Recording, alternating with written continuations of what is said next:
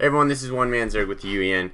I am giving you a tip today on how to beat a Terran Bio Ball with Zerg. So Zerg has a few units that you're going to want to use against this Bio Ball.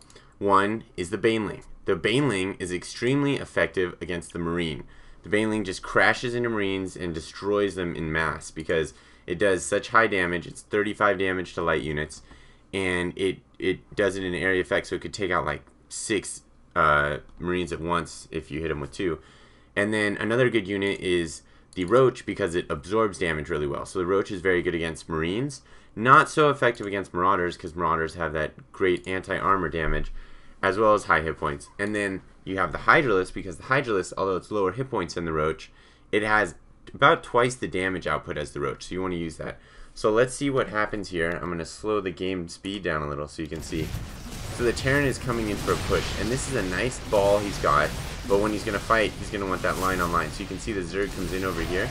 And I want you to notice that the Zerg came in over here because he didn't want to get trapped in this choke. And he wanted his army to get through. That's very important so he can have a long line on a long line. Because remember, you never want to have the shorter line in the fight.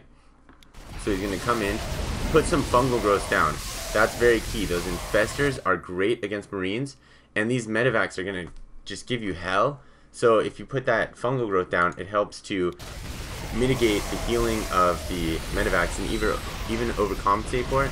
And then some Corruptors or some Mutas you can bring in to help take down those Medivacs as well.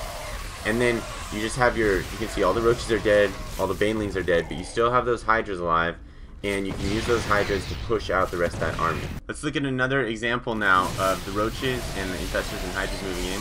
Moves in with the Roaches first, drops those fungal growths right at the start, stays on the right side so some of the units on the left can't attack for part of the battle. That saves his units a lot of damage and lets them do even more damage.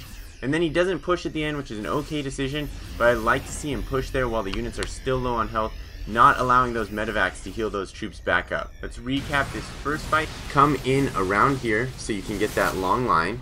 As soon as you get in, drop those fungal growths on the enemy's troops and try to get those Banelings in. You can see some good Baneling splashing going on, but if you don't have those Banelings in the front, you likely can't get in. And then just let that fungal growth tick away, and you're likely to lose almost all your front troops, but just keep plugging away as long as you have the numbers, and you'll be able to wear them down. So I hope that tip works well for you. If you want more tips on anything specific, just leave a comment below the video or on our channel, that's the UEN TV, or a comment on our forum at theuen.com. Thanks for listening.